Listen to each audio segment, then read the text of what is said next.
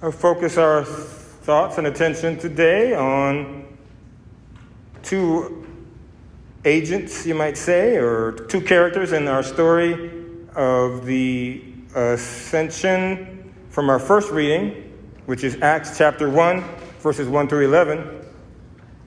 And it's these two men, as they say, dressed in white garments that came to them and said, "Men of Galilee, why are you standing there looking at the sky? This Jesus who has been taken up from you into heaven will return in the same way as you have seen him going into heaven." We understand these two characters to be angels, messengers. That's what the word angel means. It means messenger. And even before it became a word for spiritual beings, even just a regular human messenger in Greek would have been called angelos. So these angels, these two, helping the disciples, the apostles, to figure out what's going on. I want to encourage us to find hope as Paul speaks to the Ephesians in the second reading, Ephesians 1, chapter 17 to 23. I encourage us to find hope in the continuing work of angels in our lives and in the world. They weren't just for 2,000 years ago or thousands more years ago. They're not just myths and fairy tales. We understand they do exist. And in fact, all of us, good old school Catholics, we will have learned about having a guardian angel. Well, that's a great thing to embrace. And I've said this before, I think, in my time I've been here, but I encourage you every once in a while, say thanks to your guardian angel. Let it know that you know it's there and that you appreciate what it's doing for you. So the angels existing and still being at work, when Jesus promises to be with us till the end of the age, one way to look at that is, along with his presence with us, that he commissions angels along with God the Father, kind of sends them out to do things, sends them down to be with us. So I want to tell you a story about that. This is a continuation, in a sense, of last week's homily, the skateboarder for Jesus in Baghdad. So if you didn't hear that, I encourage you to go to the homily podcast and listen to it, or just search for Skater for Jesus in Baghdad, Elizabeth of Hungary homilies. I'm sure you'll find it. So that fellow who told that story, Jamie Winship, I mentioned, he has developed a job, a career, but also a ministry of conflict resolution around the world.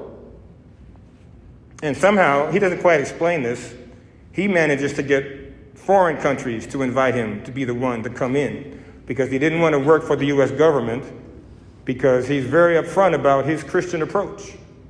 So as a reminder, if you heard last week's homily, or a foretaste, if you're going to go listen to it later, right, he has these two questions when he's facing situations of all kinds. God, what do you want me to know? And what do you want me to do? So I encourage you to remember those questions and start putting that into practice yourself. Asking God, what do you want me to know? And what do you want me to do? And perhaps God will deploy an angel, perhaps your own guardian angel or some other angel, to help you figure that out. So in this case, given that he's very upfront with the U.S. government and the CIA, in fact, he said, this is how I do things. I ask God what he wants me to know and what he wants me to do.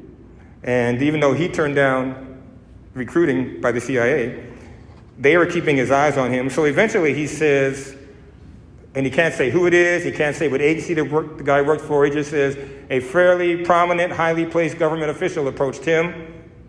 He said, this guy is like a real-life Jason Bourne. So he said, this guy came to him and said, Winship or Jamie, are you the real deal?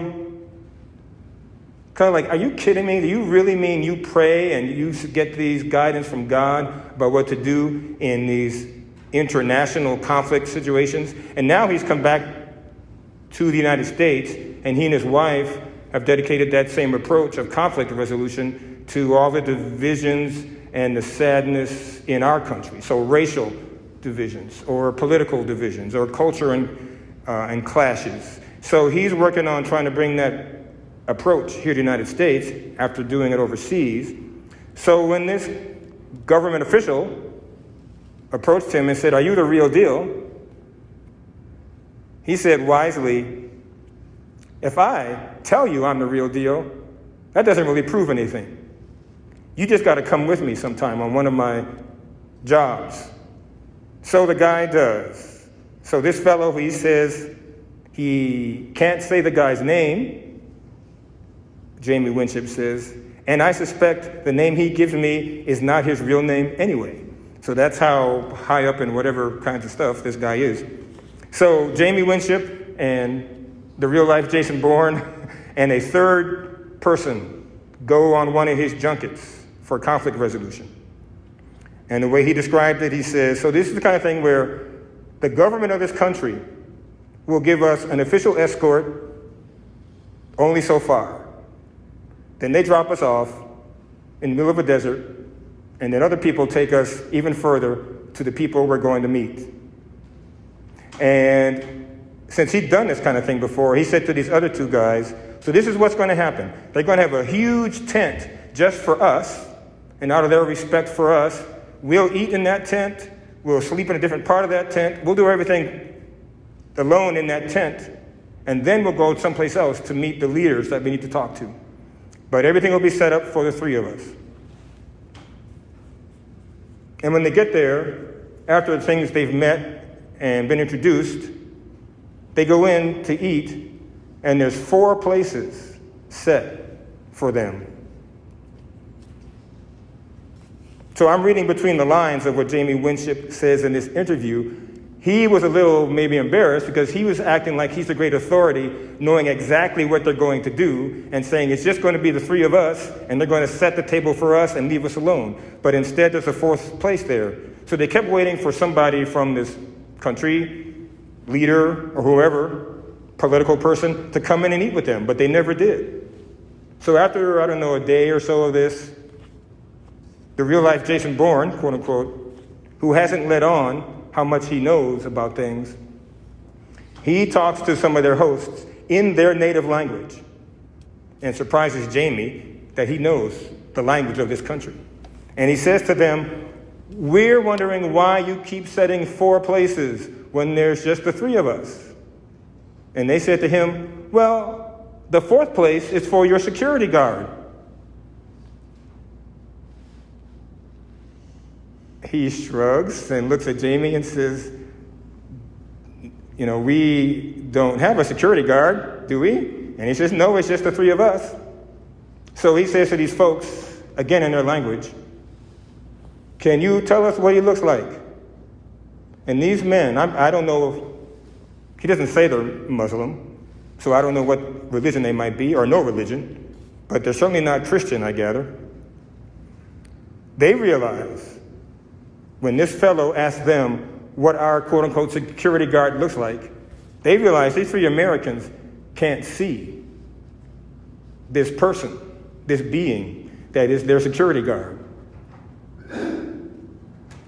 They say he's big. And they start using their language word for angel. And they realize that they have seen this being standing outside these guys' tent, guarding and protecting them, but these fellows, these Americans, can't see him. And they say to the guy in their language, he's big and he has a sword. And they start using their phrase for angel of God. So Jamie realizes that God has sent an angel to protect them and has not chosen to have them see it, the 3 Americans. But for whatever things that God is up to, whatever God's trying to do, he lets these foreigners see the angel. The fellow, the real-life Jason Bourne, says to Jamie, well, if there's one, I wonder if there's more. And it calls to mind a story from the Old Testament where Elijah and one of his servants were trapped and in a dangerous situation. And Elijah's all cool and not even worried about it. And the servant is freaking out and says, we're going to get slaughtered. And Elijah says to him, I'm paraphrasing, ask God to open your eyes to see how we're surrounded by this host of angels. And sure enough, the guy has a spiritual vision, and he can see all these angels that are protecting them. And Jamie says, I bet you there's more angels than the one that they can see. So this guy, the real Jason Bourne, the real life Jason Bourne, who I gather was a little skeptical of Jamie Winship saying he prays to God about these conflict resolution situations, he says to him, well, Jamie, you're the real deal. And I say to all of us, angels are the real deal. And they are part of what God is doing in this world. Even when our circumstances may be troubling. Even when, of course, we look at the world, or look locally, or look at our own homes, or our church, and see troubling circumstances and externals that disturb us. I pray, as St. Paul says here to the Ephesians, may the eyes of your hearts be enlightened, that you may know what is the hope that belongs to the call that we all have in Jesus Christ. What are the riches of glory in his inheritance among the holy ones? And what is the surpassing greatness of his power for us who believe?